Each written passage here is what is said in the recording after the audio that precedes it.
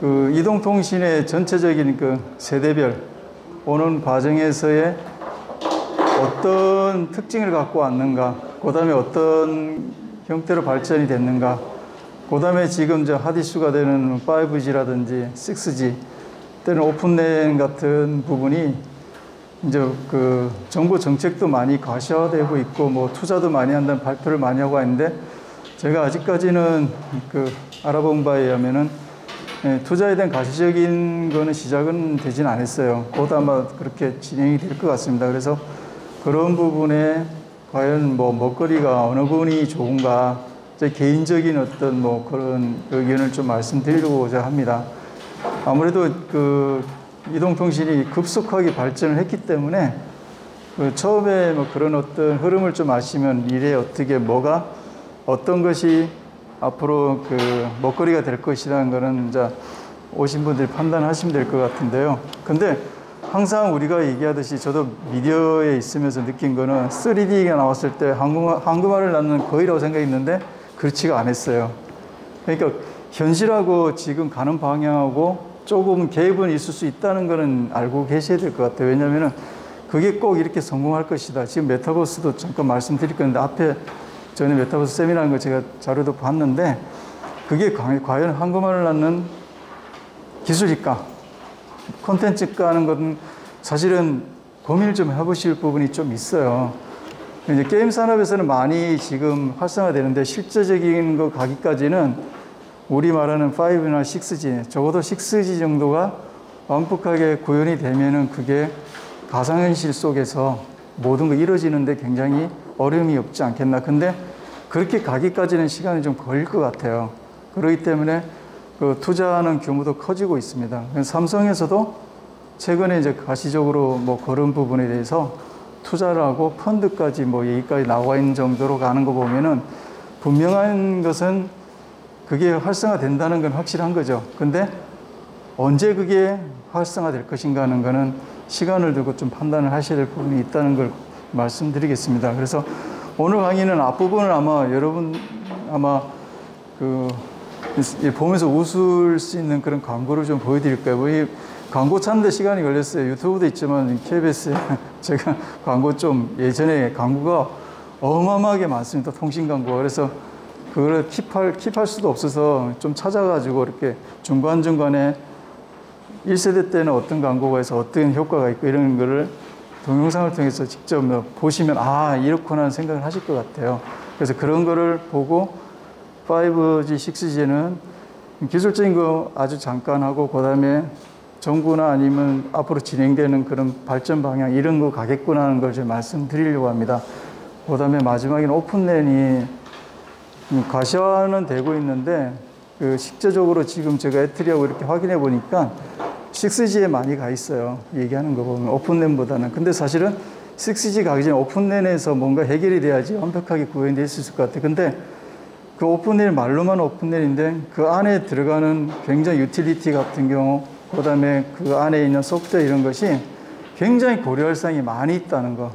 물론 화웨이 때문에 미국에서 오픈랜이라는 얘기가 많이 가시화되고 다른 나라에서 많이 가시화를 시키고 있는데 우리는 조금 인터벌이 있는 것 같아요. 제가 보니까. 근데 6G를 생각하면서 5G에서 확장시키려는 생각하는데 그 부분이 그래도 일부 학회에서는요 계속 논의가 되고 있다는 거, 기술적으로요.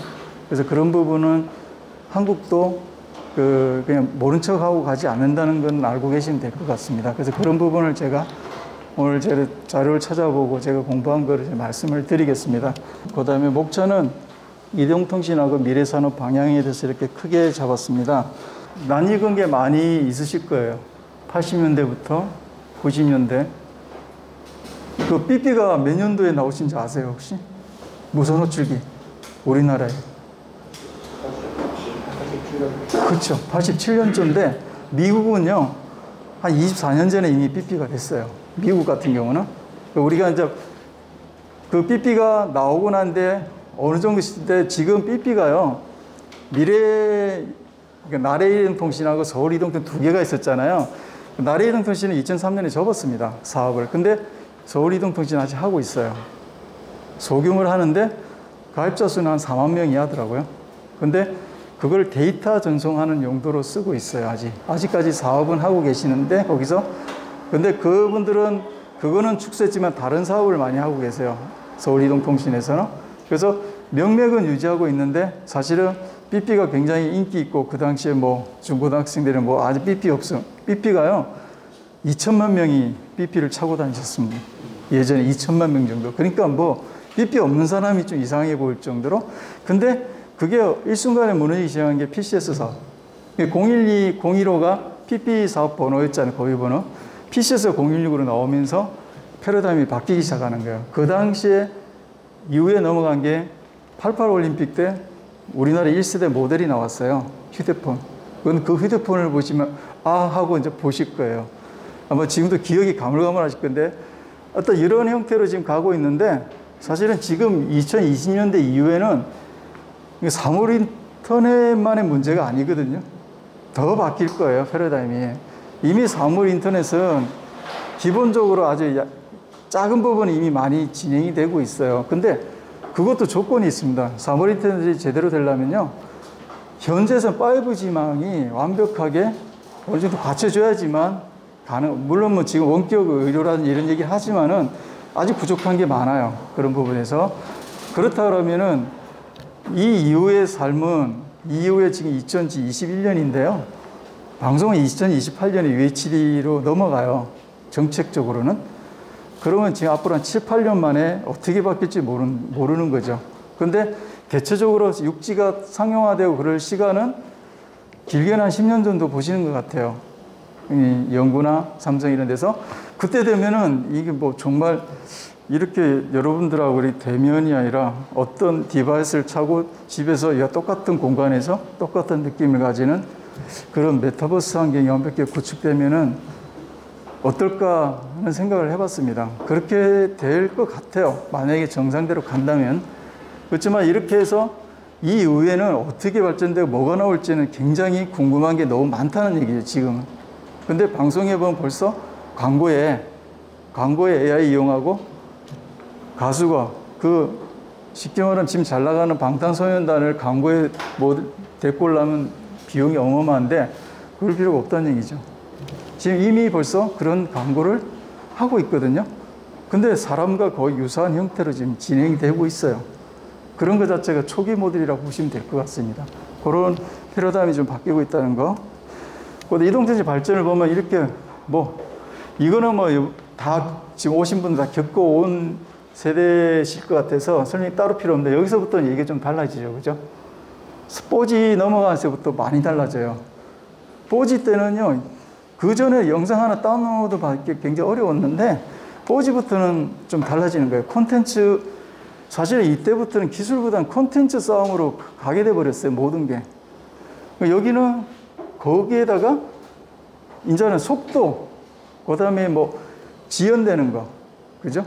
그런 부분에 여기쯤 넘어가면 전부 앞에 초짜가 다 붙습니다. 광고에도 초짜가 나와요, 막. 그게 패러다임이 이렇게 쏙 바뀌고 있다는 얘기죠. 기술도 바뀌지만은 거기에 얹혀서 부가가치를 높이는 거는 콘텐츠거든요, 사실은. 기술은 그렇게 가는 길을 깔아주는 역할만 잘 되면 돼요. 근데 문제는 그 기술도 우리가 6G는 선도적으로 역할을 하고 싶다, 해야겠다고 정부에서. 왜냐하면 그것도 하나의 큰 로열티가 벌어지는 사업이니까 표준을 먼저 만들겠다 지금 정부에서 과감하게 투자를 하고 진행을 시키고 있는 상황이거든요. 그렇게 지금 정책을 많이 세우고 있는 것 같습니다. 그러니까 여기 되면 벌써 체감 속도가 달라요. 100Mbps 그 이상까지도 간다는 보고 있어요. 물론 이후에 넘어가면 이제 주파수 대역이 지금에는 주파수 대역으로 할 수는 없어요. 그리고 테라 주파수 이렇게 올라가면은 올라갈수록 또 간섭이 많거든요. 그런 기술적인 부분 해결할 게 많이 있습니다. 자, 이게 처음에 많이 보셨죠, 그죠? 여기 보면서 무슨 느낌이 드십니까? 이 그림을 보시면서 별로 컬러가 없어요. 그죠? 다 흑백이에요. 광고도 굉장히 그랬어요. 그 당시에. 그 일 보면은 커요. 카폰. 근데 여기 보세요. 카폰이 하나에 400만 원 했던 시대인데 포니가요 비슷한 가격이었어요. 그 당시에. 그럼 그 당시에 이 휴대폰을 가입자가 3,000명이 안 됐습니다. 그 당시에. 근데 지금은 그렇진 않잖아요. 그죠? 그래도 여러분들이 지금 갖고 다니는 지금의, 그 다음에 뭐 다음 주에 갤럭시에 이제 폴더가 새로운 모델이 나오는데요. 사실 냉장고 한 개 값이고 PC보다 더 비싸요. 이런 노트북보다 여기에 들어가는 소자가 훨씬 고가의 소자가 들어간다는 거. 그리고 훨씬 기능이 더 좋다는 거. 지금 요거 하나만 가지고도 이거 없어도 쓰시는데 지장 없잖아요. 모든 정보 다 볼 수 있는데 그만큼 어떻게 돼요? 스피드지만 이 디자인도 바뀌고 다 어떻게 해요? 사람에게 접근이 편한 대로. 그러니까 지금 학생들 보면은 사실 노트북도 잘 안 보는 집이 대부분 이거예요. 아니면은 노트북. 그 갤럭시 S가 나왔을 때요. 몇 대가 팔린 줄 아십니까? 갤럭시 S가요? 그 당시에 출시했을 때 2천만 대가 팔렸어요. 전 세계적으로. 획기적인 거였죠. 그게 3세대, 제너레이션이라는 붙이는 3세대에 바뀐 거예요, 패러다임이요. 기술도 진화는 많지 콘텐츠도 확 진화했다는 얘기죠. 자, 보세요. 그러면은 이거 보셨죠, 그죠? 이 광고에 한 소재거든요. 제가 떠왔는데 어마어마하죠, 크기가.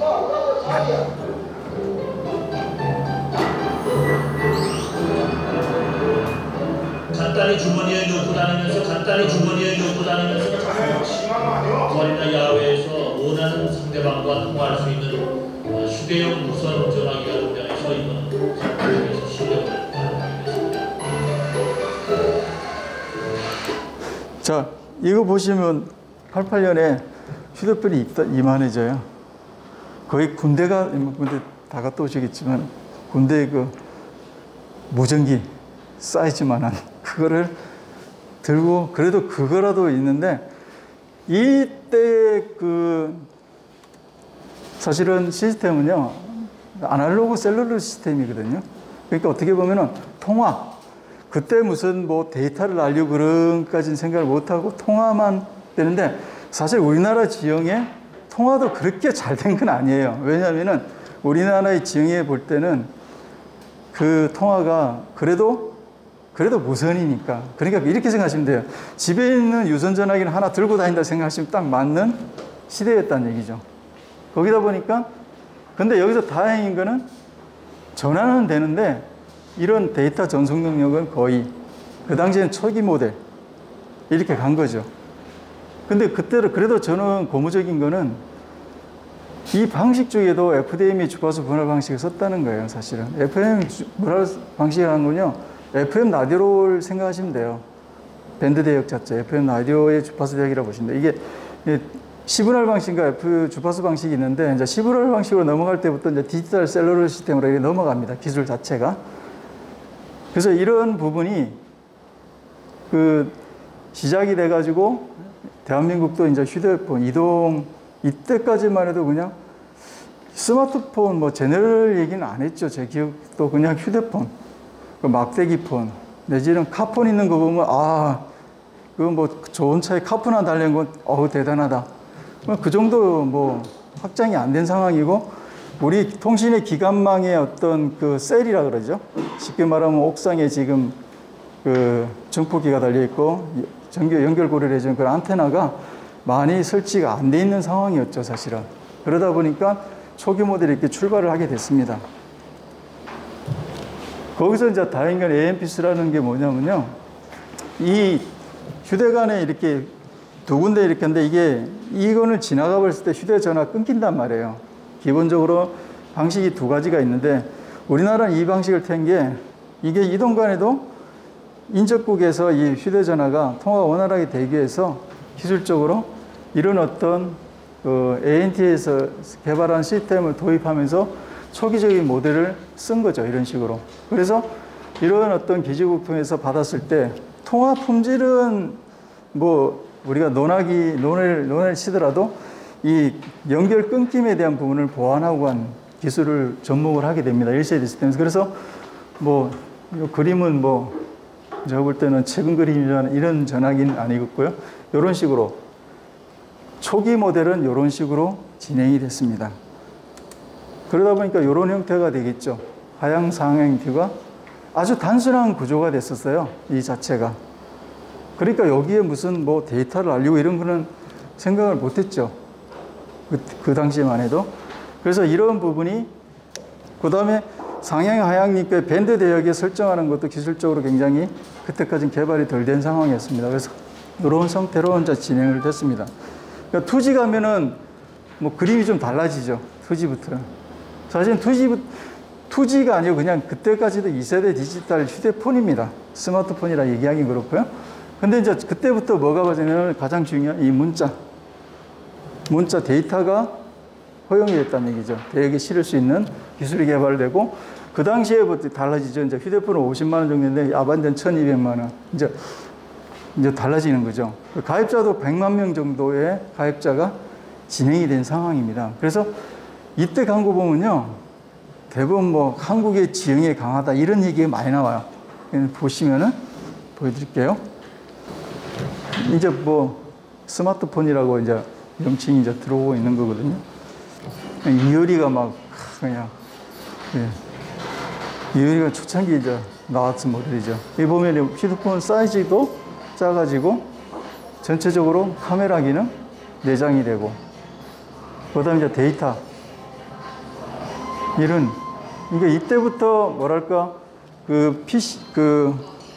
이때부터의 시스템 자체가 좀 디지털로 바뀌면서 그 휴대폰 자체가 그냥 통화의 기능만 있는 게 아니고 데이터도 보내고, 저 때문에 영상도, 작은 영상도 할 수 있는 그 정도. 근데 이제 이때는요, 그 GSM 방식이라는 건 유럽 방식이에요. 우리는 CDMA가 요 뒤에 바로 붙어서 나옵니다. CDMA 제가 뺐는데 뒤에 3세대는 얘기 나오기 때문에 이런 어떤 형태를 때 여기서 볼 때는 이제 여기에 들어간 게 뭐냐면은 우리가 말하는 심이라는 어떤 저런 스마트 카드가 플러그인 형태로 들어가게 됩니다. 여기서부터. 그래서 이제 지금은 뭐 칩이 조그마게 나고 요새 내장도 이렇게 작게 나오고 그 당시에는 좀 컸었죠. 그런 형태로 하고, 그 다음에 무선 환경이 반경이 넓어집니다. 전체적으로. 아날로그에 비해서 넓어지고, 그 다음에 이런 이제 기기 식별. 이전에 아날로그 시스템에서는 기기 인증 번호라 했지만 식별 번호라고 얘기는 안 했거든요. 그러나 디지털 하면서 이런 어떤 구분이 되죠. 방문 위치 등록도, 홈 위치 등록, 인증고 이런 게 휴대폰 하나에 어느 정도 인증의 어떤, 그 다음에 위치 정도에 추적할 수 있는 그런 기술이 이제 들어가는 거죠. 근데 이게 이제 초기에는 유럽 방식으로 저희들도 하고, 그 뒤에 아마 기억하시 2세대에다 2.5세대라는 얘기가 들으셨을 거예요. 그 2.5세대 들어올 때 그때 CDMA 방식이랑 도움이 됩니다. 저희들도. 2세대 통신에는 1세대와 비교해 볼 때 딱 느끼는 게 뭐냐면요, 전송속도, 그 다음에 체감, 시간 지연의 차이가 납니다. 아날로그 디지털에. 근데 손쉽게 표현하면 이렇게 보시면 돼요. 이건 비포장 도로라고 보시면 돼요. 그런데 이때부터 그래도 그냥 시멘트 도로로 이렇게 쭉 깔아서 갈 수 있는 정도의 환경이 바뀌었다는 얘기죠. 환경이. 그러면은 가만 생각하시면 이때 이제 생각해 보실 거는, 이때부터는요, 여기다 뭘 올릴까를 고민을 하시게 되는 거죠. 기업들이. 아, 저거 괜찮을 것 같은데? 이런 생각을 가지게 되는 거죠. 근데 이런 시대가요, 1세대는요, 10년 걸렸어요. 2세대는 9년, 3세대는 7년. 줄어들었어요. 세대의 이 진화 과정이. 급격히 줄어들면서 요구하는 어떤 콘텐츠나 거기에 들어가는 기능은 굉장히 늘어나는 구조가 되어버렸습니다. 그러니까 하나의, 뭐 어떻겠어요? 하나의 옛날 같으면요, 그냥 컴퓨터보다 더 나은 기능이 돼버린 거지, 이게. 3세대 가보시면요, 디자인이 달라져 버려요. 자, 이 기업에서나 삼성의 쉽게 말하면 지금 양대 산맥이 모토로라란다. 저기 아이폰하고 갤럭시 아닙니까, 전 세계적으로. 근데 서로 뭐 디자인 때문에 뭐 서로 소송도 걸리지만, 궁극적으로 사람들이 선택하는 폭은 각자에 다르겠지만은 전체적으로 사이즈도 작아지고 손 안에 들어가는 그런 모델. 그 다음에 화면 자체가 지금 더 커졌잖아요. 액정 화면 자체가. 지금보다 훨씬, 그때는 이거보다 더 작았거든요. 근데 그런 부분까지. 근데 휴대폰이든지 뭐든지 영상이 들어가면요, 그 에너지 소모가 많이 일어납니다. 영상이 디스플레이, 오디오에 비해서. 기술적으로. 그래서 그러면 이제 배터리 문제가 생겨요. 예전에 배터리 탈삭이었잖아요. 그죠? 그런데 20년부터 내장형이 나오기 시작합니다. 굳이 그렇게 꼭 끼우는데. 그래서 이런 형태가 돼가지고, 그 다음에 글로빙 서비스. 이전의 모델은 해외 나갈 때 휴대폰을 사용할 수 없는 그런 형태였지만, 이제 글로빙 서비스가 될 수 있는 형태로 진행이 됐고, 그 다음에 모양 자체도 바뀌고, 그 다음에 이때부터 영상통화라는 게 가능한 세대가 돼버립니다. 보시면은 당신의 기다림이 얼마나 설레는지, 얼마나 기대되는지 이해할 수 있습니다. 나도 당신과의 만남을 기다려왔기 때문입니다. 갤럭시 S3를 지금 오직 키웠습니다. 삼성 갤럭시 S3.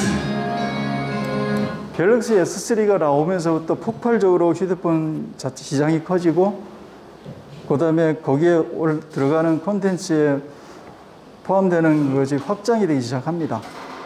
그리고 이 시대에 제가 나올 때는 삼성에서 가장 갤럭시 S를 많이 판 시기입니다. 그러니까 이 출발은 어떻게 보면은 천천히 했지만 마지막에 이렇게 그냥 상승곡선을 그리는 그런 휴대폰. 이때부터 벌써 얘기가 달라지는 거예요. 아, 이 휴대폰이 그냥 단순하게 통화를 보내고 데이터를 보내는 기능만 있는 게 아니고, 여기에 뭔가를 영상통화도 가능하고 보낼 수 있는. 왜냐면은 2G 대비해가지고 전송 능력이 20배가 늘어나거든요. 그러면 거의 지금을 비교하시면은 이러지만은 그 당시만 해도 이 정도면 굉장한 기술력이었거든요. 그 다음 밴드 대역도 좀 달라지고요. 좀 이따 제가 주파수 대역을 한번 더 보여드릴 건데, 그러면서 어떤 게 생기냐면요. 이제는 휴대폰이 사용자, 언제는 하는데 지금부터는 사용자가 요구하는 상황에서 변화가 바뀌는 거예요. 보시면은 구글, 크롬, 음성, 문자, 영상. 사실 지금 일반화되어 있는 게 이때부터 달라지고, 전송 속도도 30Mbps, 그다음 시간 지연이 100ms입니다. 지금은 6세대는 0.1ms로 줄이자는 거거든요. 지연 시간을. 거의 실시간에 가깝게 모든 것이 이루어지기를 그렇게 요구를 하는 거거든요. 그래서 이런 어떤 환경이 바뀌면서 여러 가지 어떤 굉장히 많은 그 휴대폰으로 인해 가지고 주변의 콘텐츠가, 주변의 사업이 다양화가 많이 일어나 버립니다. 이때부터. 여러분들 아시겠지만은요, IMF 시절에 97년에 휴대폰이 있었단 말이에요. 근데 그때 기억해 주시면요, 컬러링이 없었어요. 그럼 맨날 지하철 가면 따르릉 소리 되게 바빠요. 짜증이 나는 거예요. 근데 그걸 개발한 분이 있어요. 그분이 공교롭게도 IMF 때 연구원인데 잘렸어요. 강제해직을 당했는데, 그러다 자기가 그런 상황에서 지하철을 막 짜증이 나는 거예요. 근데 휴대폰이 막 우리 가만 생각해보니까, 저 컬러링으로 바꾸면 괜찮겠네. 근데 그 당시 컬러링 기본적인 거였습니다. 왜냐면은 휴대폰에 내장된 컬러링, 휴대폰에 음성 내장만, 그거만 쓰는데, 이후에는 어떻게 됐어요? 내가 컬러링을 마음대로 편집하고 내가 넣는 기능으로 바뀌는 거죠. 여기서부터 패러다임이 많이 바뀌게 됐습니다. 그래서 3세대 같은 경우는 이제 TDM이라는 다중접속 방식이라서 CVR 방식을 쓰는데, 저거를 쓰면요, 그 FDMA보다는 저전력으로 이 에너지를 내줄 수가 있는 기술이 바뀌는 겁니다. 그래도 저희들이 보면 지금도 휴대폰이라는 것은 배터리, 사시면 알겠지만 배터리가 2년을 넘기가 굉장히 어려운 구조, 쓰다 보면은 자꾸 떨어지잖아요. 상당히 그 중요한 기술이거든요. 배터리 같은 기술은. 지금 LG가 그 자동차 산업에 가기 위해서 통신 사업을 접었잖아요. 물론 그 영업이 하지만 기술적인 개발은 접고 일로 옮겨갔어요. 자동차의 배터리 산업으로. 근데 부가가치가 엄청 높기 때문에 사업을 정리를 한 거거든요. 근데 제가 볼 때는 굉장히 선택은 굉장히 잘하신 것 같아요, 거기서. 왜냐면은 이 전기자동차라는 게 배터리가 가장 중요하거든요. 저는 어저께 광고를 보면서 이 기관도 없고 전기로 가는데, 야, 트렁크가 앞뒤가 있으면 대박이겠는데 진짜 앞에 있더라고요, 트렁크가. 뒤에만 있는 게 앞에 트렁크가 있어요. 전기자동차 앞에 트렁크가 있습니다. 나 속으로는 저 생각에는 저 앞에 이 기관이 없으면은 이런 트렁크 공간 좋겠는데 이미 알고 계시더라고. 앞에 뚜껑이 여니까 트렁크에 있어요. 그것처럼 전기장치, 전기 배터리 부분이 되게 중요한 거예요. 왜냐하면 지금은 전기 자동차에 전기 배터리 하나 바꾸는데 어마어마한 비용이 발생을 하고 있어요. 그래서 한 군데서 기업 생각하는 게 배터리 렌탈사, 자동차 배터리 렌탈사, 대여사. 지금 자동차 바퀴를 대여하고 있잖아요. 1년 계약하면 한 달에 얼마만 줘도 바꿀 수 있는 것처럼 그 배터리를 괜히 차를 사서 바꿀 수가 비용이 발생하니까 그것을 생각했던 어떤 기업에서 그러면 렌탈을 하면 얘기가 달라지겠네. 근데 그 렌탈을 하더라도 그 배터리가 어느 정도 개발이 돼야 된다는 얘기죠. 대체할 수 있는 순환이 돼야 되거든요. 그래서 그런 것까지도 지금 그 시장에서는 고민하시는 분들이 많이 있다는 거. 기업에서도 하지만 개인 어떤 중소기업에서 많이 고민하시는 것 같아요. 그런 것처럼 이 휴대폰 사업도 마찬가지로고요. 이런 것들을 하는데 기술적으로는 굉장히 속도감 있게 바뀌고 있습니다. 대역폭도 오메가로 제한하고 그 크기에 따라 달라진 유연성 가지게 만들고 그 다음에 데이터 속도를 갖다가 상이한 거는 논리 채널에서 제공하고 이렇게 체크해줘. 이 정도의 기술은 기본적으로 3세대부터 제너레이션이라고 붙는 3세대부터 이제 기초가 다지기가 된 겁니다. 그러면서 4세대 올라가는데 지금 5G라지만 4G하고 같이 혼용되고 있잖아요. 현재는. 그죠? 그래서 그 기술이라는 게 많이 바뀌고요. 그 다음에 이제 3세대. 제가 개인적으로 굉장히 아쉬워하는 IMT 2000. 참 이게 좋은 기술이고 이게 우리나라의 어떤 산업의 구조를 바꿀 수 있는 상당히 괜찮은 기술이라고 생각했는데 사실은 크게 빛을 보지 못하는 게 좀 안타까워요. 기술적인 부분에서. 왜냐하면 굉장히 이 1세대 그 GSM의 어떤 기술을 개선해서 개발된 건데 이렇게 보시면 돼요. 아날로그하고 디지털하고 볼 때는 에너지 감금에서는 아날로그가 훨씬 많이 들어갑니다. 가령 말해서 AM 라디오 송신기하고 FM 송신기하고 비교해 볼 때 에너지 소모는 AM 라디오 훨씬 많습니다. 밀어내는. 그렇지만은 디지털로 가면서 축소를 줄 수 있어요. 그 대신에 또 반대 방면으로 올 때 FM의 전리층을 이용하기 때문에 환경의 제약을 좀 많이 보는 거예요.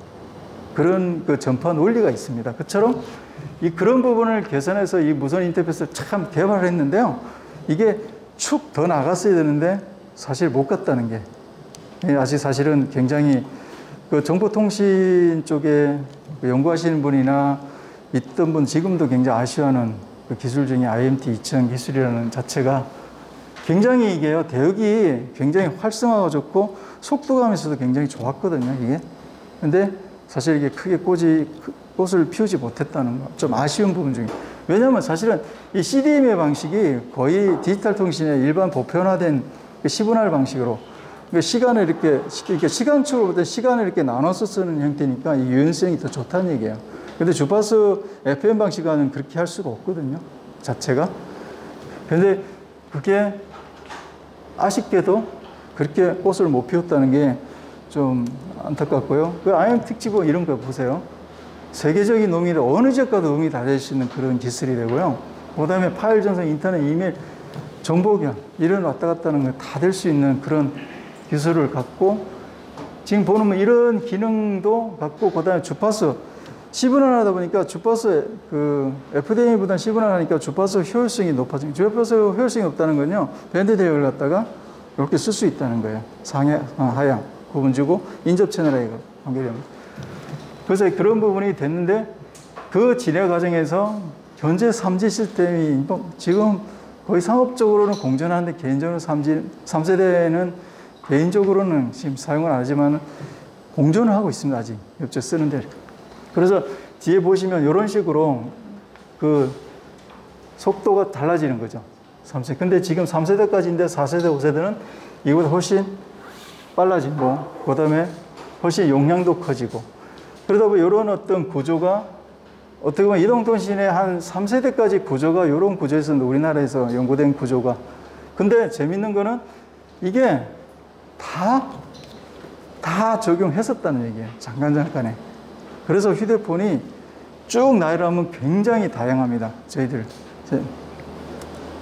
이제 4세대 가면은 이제 얘기 LTE, 롱텀 에볼루션이라고 LTE가 나오는 거죠. 이때부터는요, 얘가 막 가장 속도 우선 이런 형태로 많이 진행이 되고, 그때부터 이런 어떤 삼성, 뭐 하웨이 막 모든 어떤 통신이나 그다음에 그 뭐 웹, 그다음에 IT 업체 모든 업체가 거의 올인하는 거죠. 이 세계에. 그래서 뭐 보면은 전부 다 속도 얘기만 나와요. 본래의 영화 다운로드 기준이 3분이다. 뭐 광고는 그런데 실제적으로는 좀 더 걸립니다. 제가 볼 때는 트래픽이 있기 때문에. 그래서 이런 식으로 했는데 이때 보시면 아시겠죠? 2000년 스마트폰과 비교해 볼 때 저 보시면요, 갤럭시가 안 빠져요.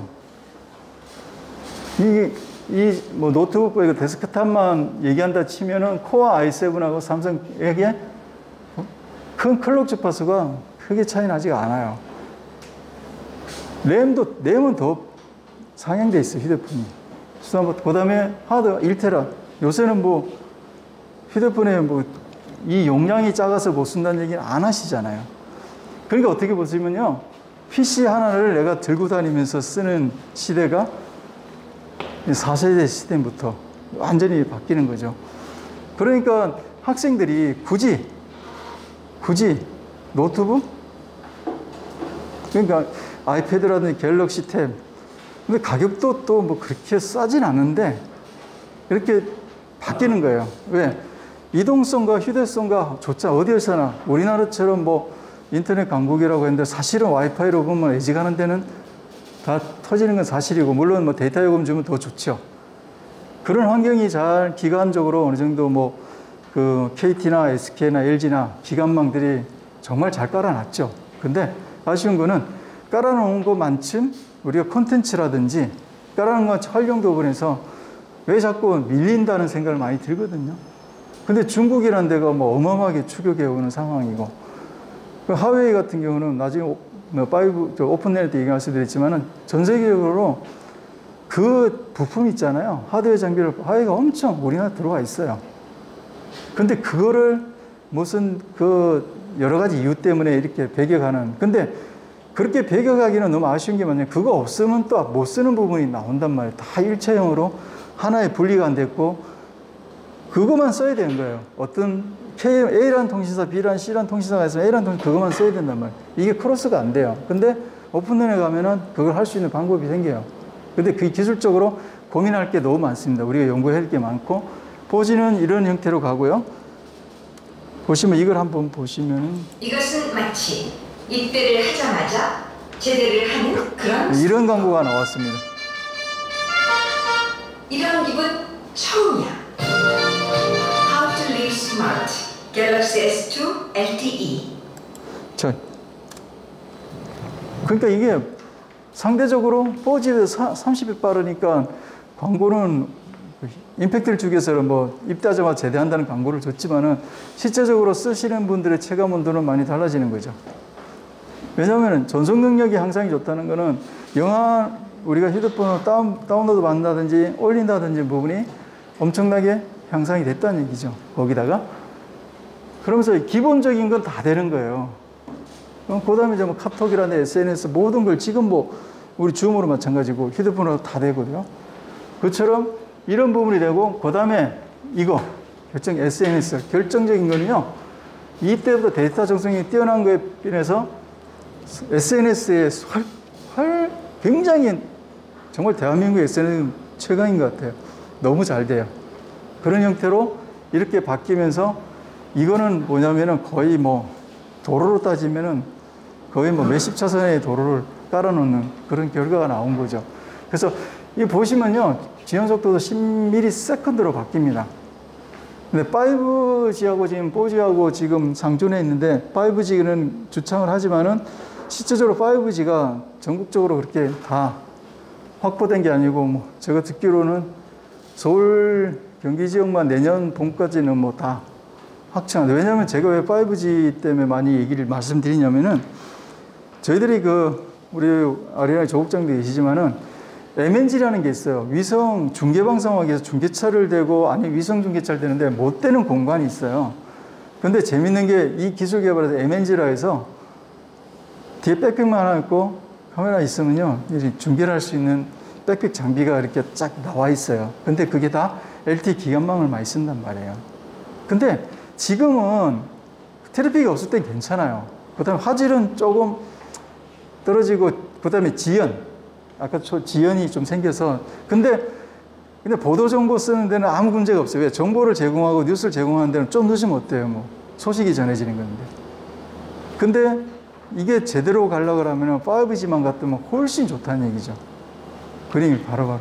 그래서 지금도 많이 쓰고 있지만 아쉬운 거는 공교롭게도 저 국회에 있다 보니까 예전에 이제 법 통과할 때 막 난리 나고 막 아직도 소송 중에 서로 치고 싸움. 그때 유일하게 MNG를 성공한 데는 JTBC밖에 없었어요. 그 어떻게 JTBC에 있는 친구 들고 들어와가지고 아무도 못 들어갔는데 그거 들어가서 일했는데 그 방송 다 나간 거예요. 혼자만. 근데 그 화질은 둘째치고 그 당시 상황이 다 중계가 됐어요. 이 망을 통해 가지고. 그런 어떤 장점이 있기 때문에 좀 더 빨리 됐으면 하는 생각이 돼요. 방송 입장에서 볼 때는요. 그래서 그 대신에 4세대 제너레이션에서는 이런 부분이 필요 조건인데 4G에서 사실은 이미 이런 부분은 어느 정도 많이 해결이 됐습니다. 뭐 연동 능력이라든지 접속 시간은 이미 단축이 돼 있고요. 그 다음에 설치 비용도 현재 쓰는데 큰 문제가 많이 감소가 됐고요. 그 다음에 고정된 네트워크, 유동 네트워크가 통합이 되어 있습니다. 그래서 접속하는데 크게 문제가 안 생긴다는 얘기죠. 어떻게 쓰든지. 그런 거고, 롱텀 에볼루션이라는 기반 기술은 이런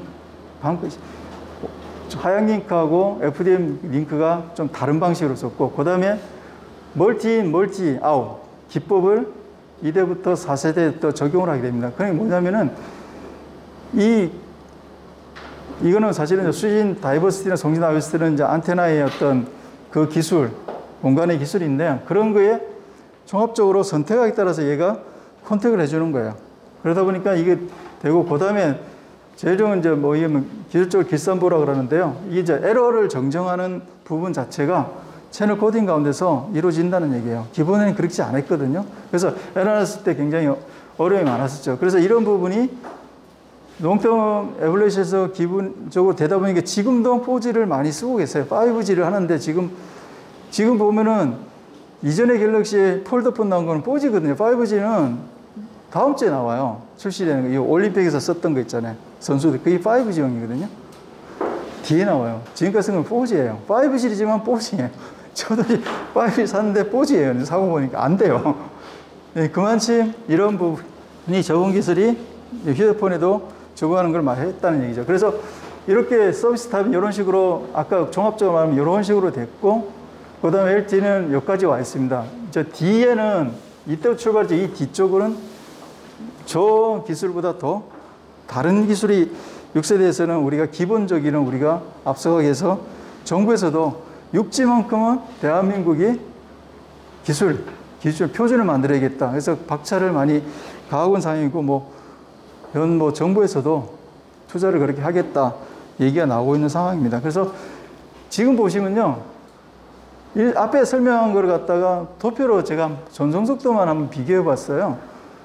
근데 여기까지는 5G 된다 치더라도 6G는 저도 모르겠어요.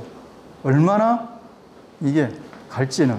근데 아마 지금 6G 삼성 백서에서도 보고, 그 다음에 애틀이나 이런 데서 본 기로는 초자연이라는데 거의 0.1ms 이하로 지금 더 하는 것 같아요. 그렇다 그러면 이 자체가 좀 달라지겠죠.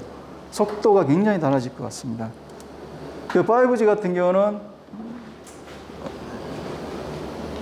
일단 넘어갔는데요. 그냥 볼게요. 이게 최근에 나온 광고예요. 여기 주식 보시고 뭐가 다른가 한번 알아보세요. 왜 이게 다른가. 속도 이런 거 마시고, 속도는 이미 얘기가 됐던 거예요. 폰이 알아서 지켜줄 테니까 양자기술을 한 번 더 보호해주는 폰칩을 씌웠다. 안심을 씌웠다. 세계 최초 양자보안 5G 스마트폰 갤럭시 퀀텀칩. 또 뭘 보완해줄래? 당신의 출시대를 만듭니다. SK 뭐가 들어가 있죠, 여기요? 지금까지는 제가 보안 얘기를 별로 안 했거든요. 앞으로는요, 뭐 벤처 하시는 분이니까 보안의 부분에 대해서 많이 신경을 써야 돼. 보안 솔루션에 대해. 물론 그 솔루션이 보안 업체들이 굉장히 많이 있습니다. 근데 어느 순간부터 데이터와 빅데이터 용량과 시스템이 바뀌면서 보안에 대한 부분을 많이 이야기가 되게 됐습니다. 지금. 왜냐하면 이 보안 기술은 물론 이거는 뽀지 당연하게 초 이래 하면서 확장해 나가는데 여기에 따라가는 게 이제 보안. 어떻게 보안을, 오픈랜드 마찬가지입니다. 나중에. 그 사이에 보안을 어떻게 할 것인가. 소프트웨어적으로 이렇게 분리가 됐을 때.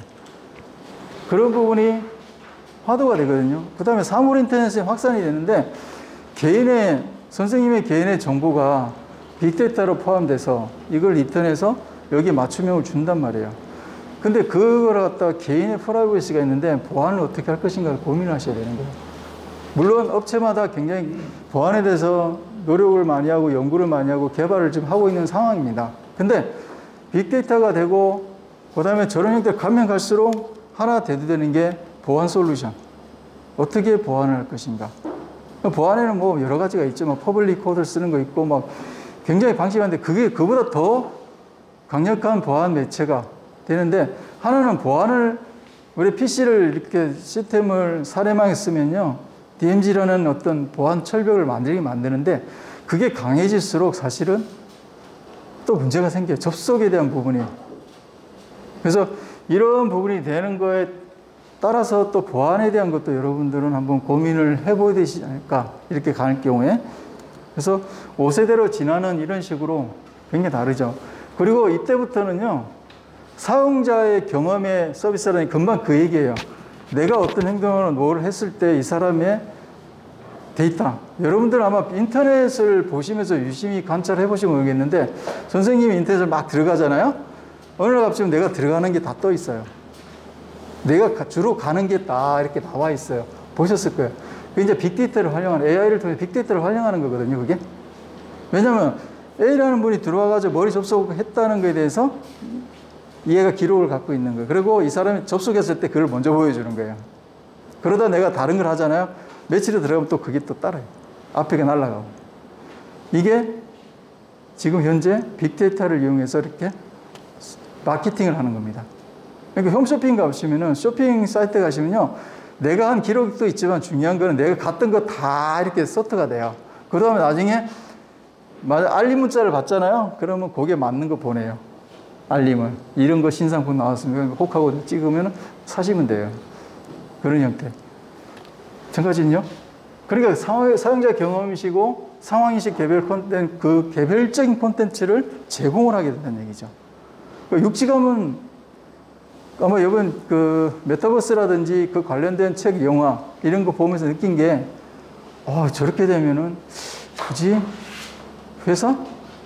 굳이 학교를 제가 이제 우스갯소리로 대학원에서 공부할 때 교수들한테 많이 욕 먹은 게 아니 뭐 등록금을 그렇게 많이 받고 건물을 세워가 유지한다고 등록금을 왜 많이 내냐고 차라리 온라인 수업하고 그냥 이렇게 만들면은 강의만 하시고 건물 줄이고 그 사회 환원하고 학생들 등급 줄이면 되겠네 이랬더만은 뭐 밥줄 끓일 이야기야 쉽게 말하면은 그거는 아니지 이러는데 지금 보세요. 팬데믹 상황에 와가지고 지금 그래 돼버렸잖아요. 근데 대학에 건물이 많은 건 다 좋아요. 근데 문제는 그 건물 그러니까 물리적인 거 그거를 유지하는 비용도 만만치 않거든요. 사실 아무리 지원한 그렇다 그러면 사실은 그런 부분에서 좀 더 우리가 생각을 좀 달리 한다 그러면은 할 수 있는 방법이 많이 있다는 얘기죠. 팬데믹 2년 동안 왔는데 물론 뭐 학력이 뭐 고등학생들은 떨어지니 많이 그러는데 글쎄요. 과연 그럴까 하는 생각도 해보거든요. 그거는. 그래서 그런 부분이 패러다임이 급성장에 바뀐다는 얘기죠. 쉽게 말하면은 줌이라는 게 나왔잖아요. 온라인이라는 게 왔잖아요. 근데 이전에 벌써 그런 장비를 개발해서 파는 사람이 있었어요. 대학에다가. 근데 지금 거기는요, 장비를 줄 수가 없어요. 왜? 수요가 너무 많은 거예요. 공급이 안 되는 거예요. 그게 예측을 해서 그런지 모르겠지만은 그런 선지적인 생각을 했었다 모르겠지만 사실은 상황이 그렇게 바뀔 줄은 아무도 몰랐다는 얘기죠. 근데 꾸준하게 그런 부분에 대해서 계속 지속적으로 개발을 하고 계속적으로 마케팅 했다는 얘기죠. 그래서 그런 결과도 지금 나오고 있습니다. 그 4세대, 5세대 가면 이렇게 되죠. 지금 기지국이 굉장히 많아요. 나중에 이제 제가 서로 이제 설명을 드렸는데 엄청나게 건물마다 기지국. 근데 재밌는 게 다 뭐 KT, 뭐 SK 뭐 있어요. 사실 이렇게까지 해야 되나? 저는 그 방송에 있으면서 송진소 볼 때마다 내가 굳이 왜 이산에 KBS, 이산에 M, 저산에 MS 왜 그래야 할까 그랬어요. 그 환경 파괴거든요. 따지고 보면요. 그 얘기했다 또 많이 욕먹었습니다. 한꺼번에 할 수도 있는데. 그리고 라디오 굳이 거기에 같이 써도 되는데. 그러니까 근데 결국은 그런 부분이 이러는 어떤 셀도 보면 안테나인데 역할인데 무수하게 지금 많아요, 위에. 근데 그러면 만약에 6세대나 갔을 때 저걸 그대로 쓸 수 있을까? 글쎄요. 바뀌어야겠죠? 자체가, 장비도? 고민이 되는 거죠. 그래서 그렇게 되면은 이런 어떤 주파수 효율성은 5세대 하면서 굉장히 진화가 좋은데 6세대 가기 전에 아까 저는 오픈랜이라는 이런 부분에서 우리가 좀 더 고민해서 효율적으로 갈 수 있는 기술 개발이 필요하다는 얘기죠. 거기 뭘 할 건가. 그런 어떤 부분도 고민을 하셔야 되고요. 5세대 예정권 재미는 이미 이거 모바일, VR, AR 뭐 다 경험하셨잖아요. 그죠? 그런 거고. 그 다음에 이런 제로. 근데 이런 부분이 이런 형태로 다 지금 서서 이렇게 가고 있는 거죠. 무인 자동차 얘기가 나오는데 우리나라가 뭐 아마 기업을 하셨으니까 그렇지만 우리나라가 선 규제가 너무 많죠. 그죠? 선 규제가 너무 많아요. 사실은 후규제가 돼야 되는데 우리는 이제 선 규제가 많아요. 그러다 보니까 많이 늦어요. 저도 잠깐의 대학원에서 저작권 제가 전공을 많이 했었는데 그거 할 때 법을 보니까 너무 선 규제가 많은 거예요. 모든 게. 그러다 보니까 개발하시는 분이나 특히 벤처 하시는 분들이 힘들어하는 이유를 얘기하시더라고요. 왜냐하면 다 걸린다는 거예요. 여기 여기. 예를 들어 드론을 말씀드리면요. 드론이 아직도 그 드론에 대해서 법이 제정되지 않았거든요. 정확하게. 제가 국회에서 드론을 띄우는데요. 3군데 허락을 받아요. 3군데. 뭐 아시겠죠? 3군데 어린지는. 답답한 거예요. 그가 무슨 12km도 안 되는 그걸 띄우는데 허락을 받아야 되는 거예요. 우리는 허락하는데 이 부처 3군데서 안 된다는 거예요. 그리고 왔는데 와서 지켜보고 있더라고요. 근데 뭔지도 몰라요, 그분들이. 미안한 얘기지만. 근데 지켜보고 있어요. 기껏해 국회 전체 그거 찍는 촬영밖에 안 하는데. 그 정도. 규제가 너무 많은 거예요. 그러다 보니까 드론 시장의 거의 90%가 중국이잖아요. 다 중국 거예요. 사실 드론은 우리가 먼저 아이디어를 낸 거는 우리나라거든요, 사실은. 근데 절로 넘어가 버렸어요. 그래서 좀 그런 게 아쉬운 게 좀 이거 제도적으로 정책적인 가면서 제도적이도 바뀐 부분이 많아야 되는데 저도 그렇게 있지만은 과방위도 있고 다 있어요. 근데 그 문턱을 넣기가 너무 어렵다는 거는 서로 잘 아실 거예요. 그래서 좀 아쉬운 부분이 좀 있습니다.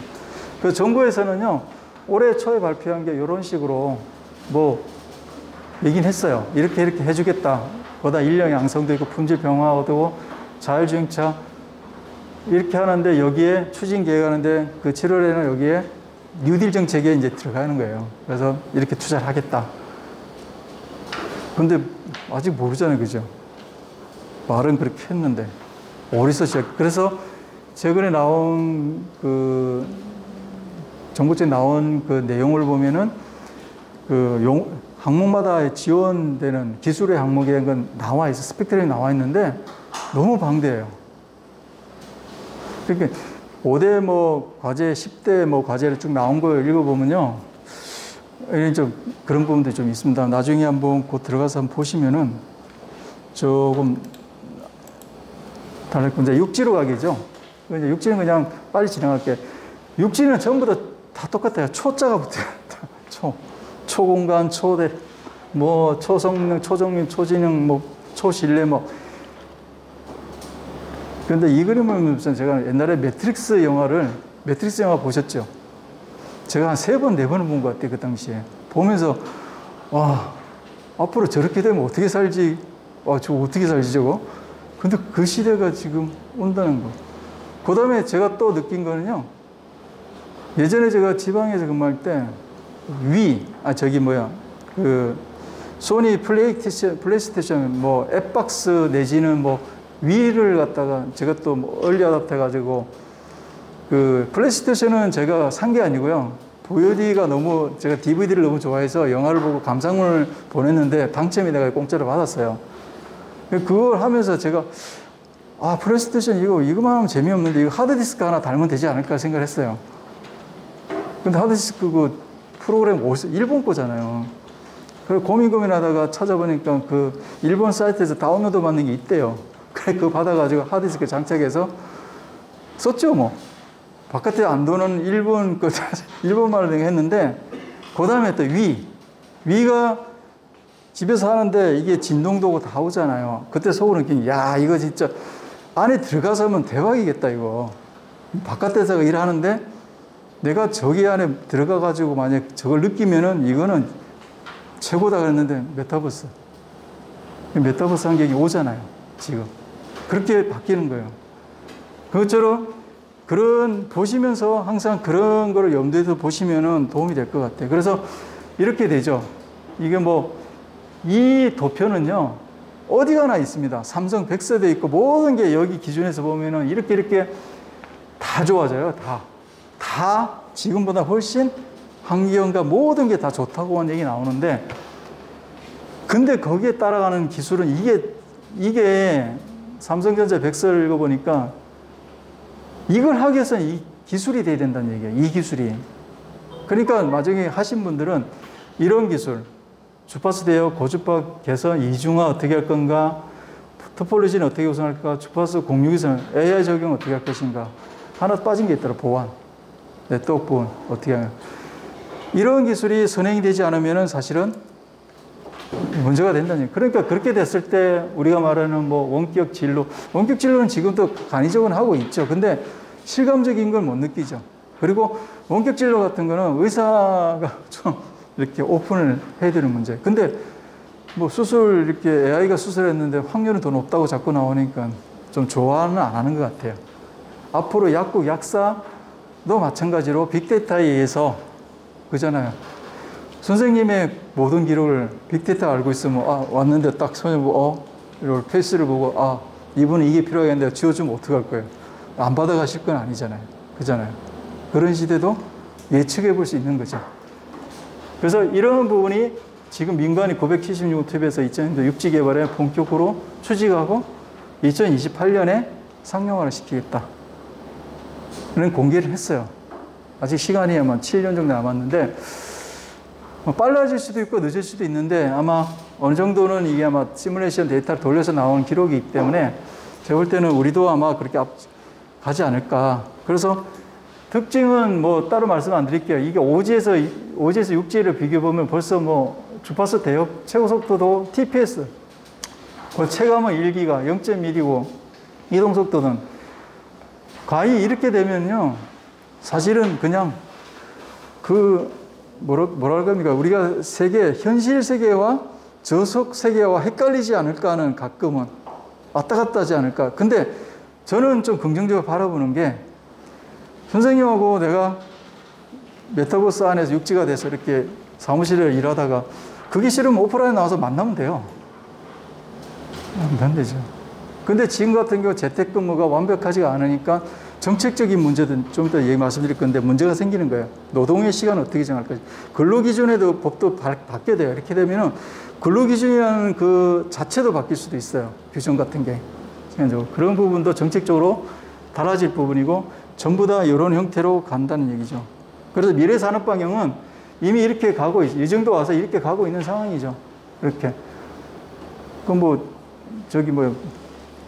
택시도, 그죠? 헬기 같은 형태로. 왜냐하면 드론이 어느 정도 되면 사람 한 명 더 싣고 가는 거는 문제가 이미 가능한 거니까요. 그래서 이런 거고, 지능형, IoT, 이런 부분. 그러다 보니까 이게 보시면요, 이게 다 모여요. 이렇게. 모든 게 다 이 안에 이렇게 돼버려요. 그러면 상상을 해보시면요. 육지에서는요, 위성통신을 적용을 한단 말이에요. 지금 이건 따로잖아요.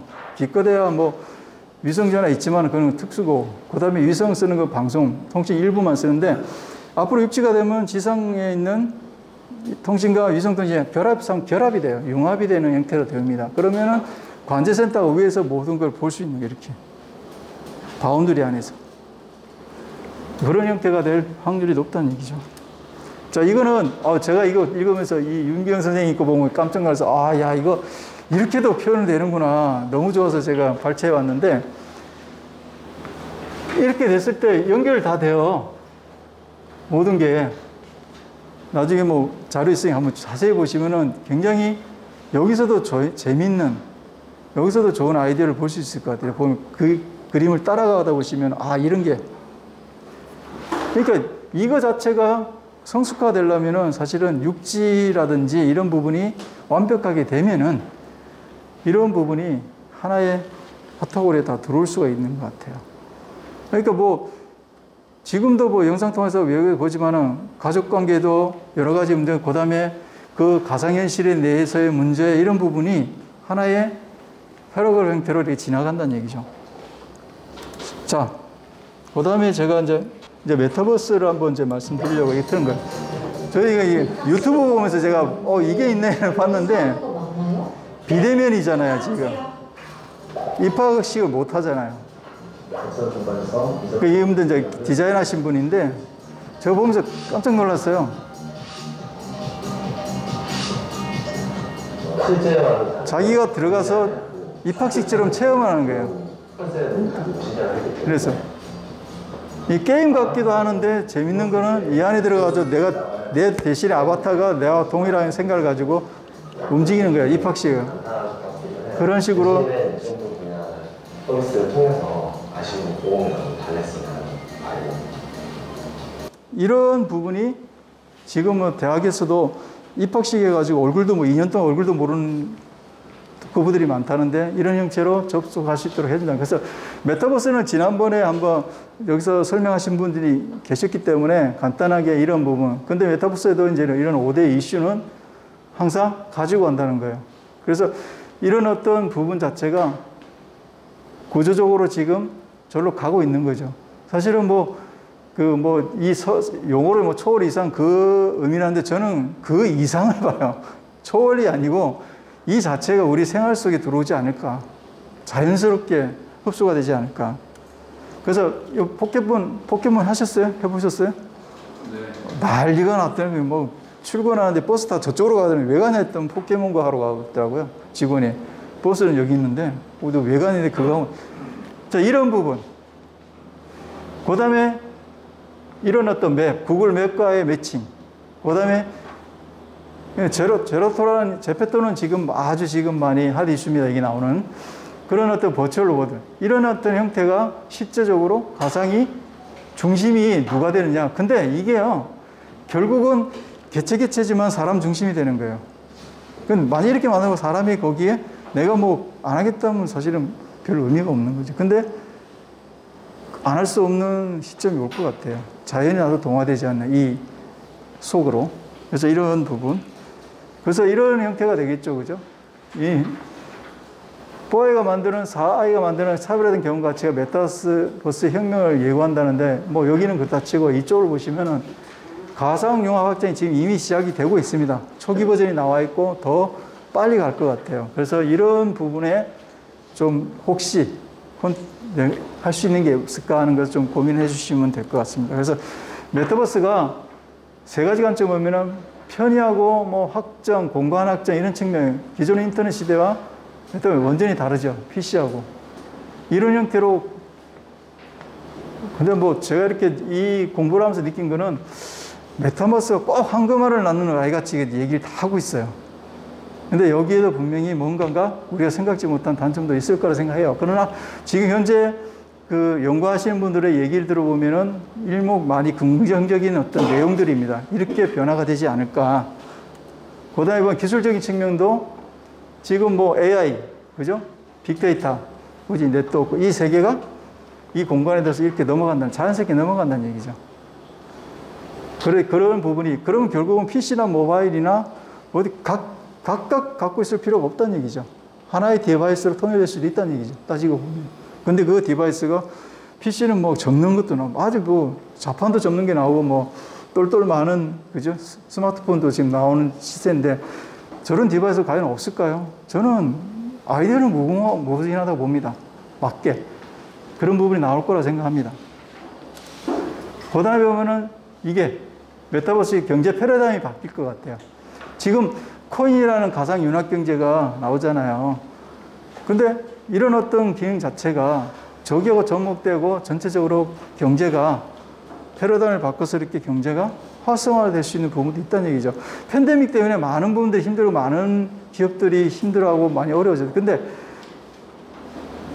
이런 어떤 패러다임 속에서 우리가 추구하는 부분이 있다 그러면 제가 볼 때는 고무적인 어떤 그 아이디어도 나오지 않을까 하는 생각이 듭니다. 그래서 이런 어떤 경험이치, 인간의 경험치에 대한 어떤 그 패러다임이나 콘텐츠나 그런 어떤 아이디어가 앞으로는 많이. 그러니까 아마 아시겠지만은 앞으로 사라질 직업이 많아진다지만 상대적으로 또 새로 뉴페이스로 생겨날 직업도 있거든요. 그래서 사라지는 거에 안타깝게 할 게 아니라 새로 나오는 기업에 대한 고민을 하시는 게 훨씬 긍정적인 생각을 바꾸는 거 아닐까.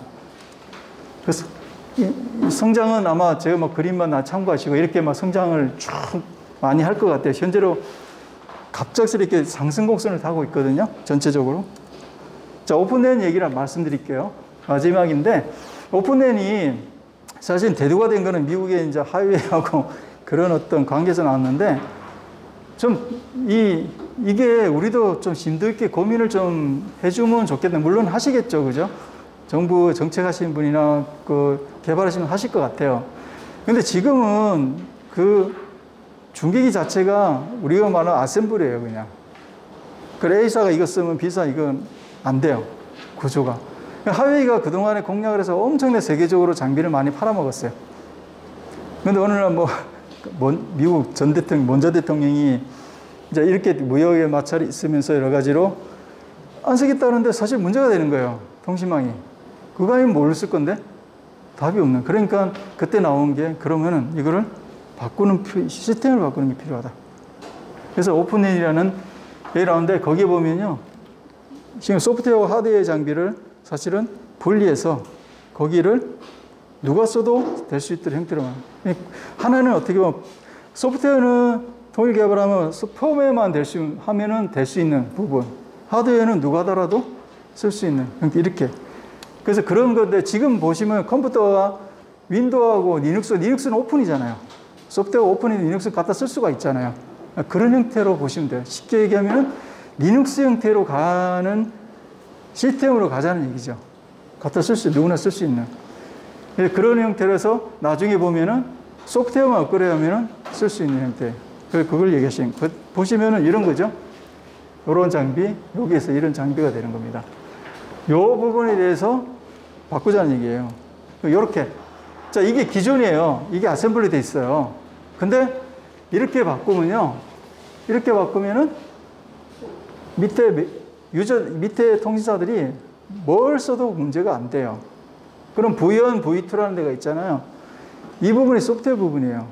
이 부분만 쓰면은 누가 붙어도 아무 관계가 없다는 얘기죠. 그리고 이 부분에 대한 소프트웨어가 업그레이드만 시키면은, 펌웨어 시킨다, 이런 기능만 있으면은, 이렇게 쓰시면은, 굳이 A사, B사, C사의 중계기가 이 건물, 저 건물 다 셀을 그렇게 만들 필요가 없는 거죠.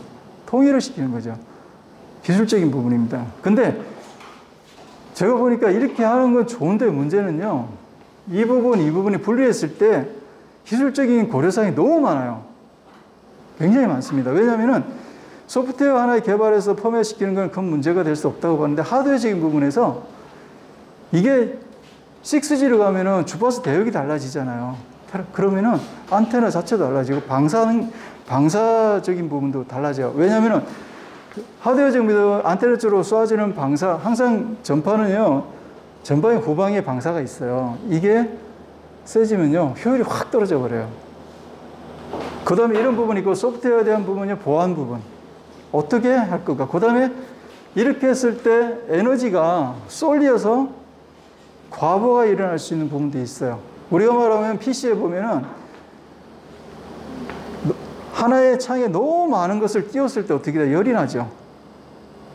그런 부분도 하드죠. 고려할 부분이 생겨요. 그러니까 굉장히 프로토콜 부분이 많이 개발이 된다는 얘기죠, 이게. 그래서 그런 부분을 제가 보니까 지금 아마 애트리에서 그 부분을 연구를 하고 있더라고요.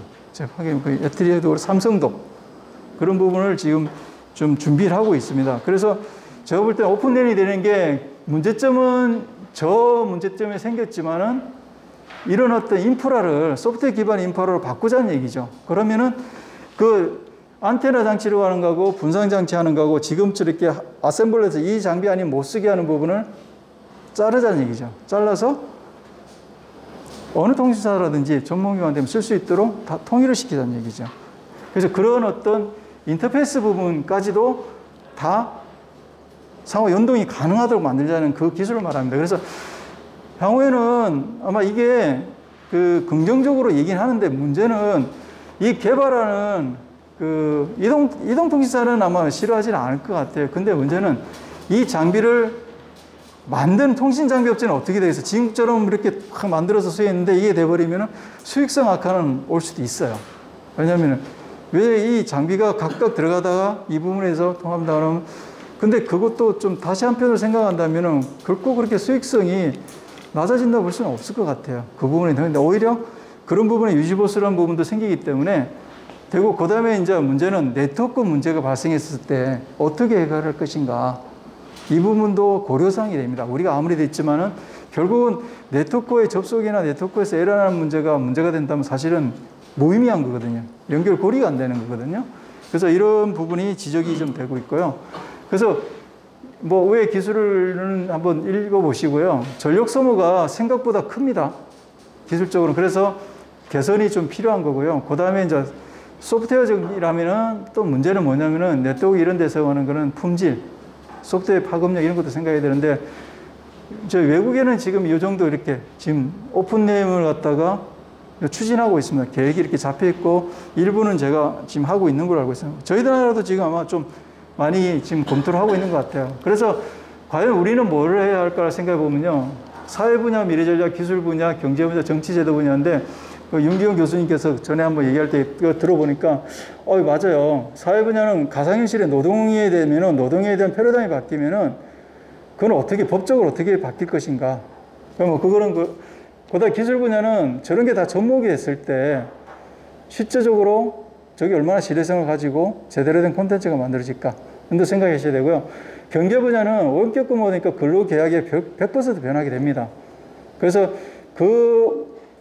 거기에 올라갈 비즈니스를 개발해야 된다는 얘기죠. 이까라는 그 올라갈 비즈니스를 개발하시는 게 더 중요하고요. 정치제도는 저도 좀 조심스러운데 VR 동사무소 생기면은 그 동사무소에 계시는 분들 일선 동사무소 굉장히 고생을 하거든요. 불키는 없을 것 같은데 이렇게 됐을 때 문제는 VR 아고라 등 정치적으로 편향 심화를 지금도 불특정 다수 SNS 보면 많이 편향돼 있잖아요. 이분법이잖아요. 이런 부분이 만약에 대두가 되면은 좀 혼란스러운 부분도 있지 않을까. 근데 물론 그거는 제도적으로 뭐 정치하신 분이나 뭐 법을 만드신 분이 제도적 보완하겠지만은 그런 부분에 대해서도 저희들이 기업 하시는 분들도 모른 척을 하시면 안 된다는 얘기죠. 고민하시고 제도 제안을 하시고 이런 게 얘기를 하실 필요가 있다는 얘기예요. 그래서 이런 부분이 크게 네 가지로 보는데 사실 그 세부적으로 하면 더 많은 얘기를 드릴 수 있지만은 그럴 때는 이런 전략적인 부분이 이제는 고민을 하셔야 될 때가 왔다고 봅니다. 그래서 이런 부분이 전체적으로 간다 그러면은 아마 그 6G라는 큰 어떤 플랜을 갖고 있는 상황에서 저희들도 먹거리를 찾을 수 있는 기회가 오지 않을까. 지금처럼 많이 힘든 시기를 지나지 않을까. 그러기 위해서는 아마 제가 볼 때는 우리 지금 일선에서 이렇게 벤처하시는 그 선생님들이 큰 도움이 되실 것 같아요. 제안도 하시고, 아이디어도 개발하시고, 그 다음에 적극적으로 제도적인 부분도 얘기 좀 많이 해주셔야 될 것 같아요. 저는 선교제 때문에 제가 많이 학교에서 싸웠지만은 안 되더라고요. 그게 우리가 그 부분을 빨리 어떻게든지 구 규제가 선 조치가 되고 거기서 보완에 대해서 바꿔야 되는, 사실은 선진국이라고 얘기하지만 뭐 그런 나라에서는 대부분 구 규제가 좀 많이 따르거든요, 법적으로. 근데 그런 부분이 아쉽고, 그다음 기술 부분이 우리가 선도적인 역할, 육지가 돼서 진짜 우리가 표준화되고 우리가 먹거리가 생산할 수 있는 뭐 저희 대한민국이 되면 제일 좋은데, 그러기 위해서는 아마 선생님들이 더 많은 아마 조언이 많이 필요할 것 같습니다. 그래서 제가 오늘 강의는 여기까지 하고요. 제가 뭐 기술적인 부분은 다른 어떤 기회가 되면 제가 녹수들이 이제 설명을 해드릴 건데, 오늘 같은 경우는 그거 두 개 다 하기는 제가 볼 때는 좀 많이 어려운 부분이 있기 때문에 저는 이제 그런 방향에서만 이런 패러다임을 받고 이렇게 갈 것 같다는 얘기를 좀 말씀드리고, 그런 부분이 선생님들한테 많은 도움이 됐으면 감사하겠습니다. 감사합니다.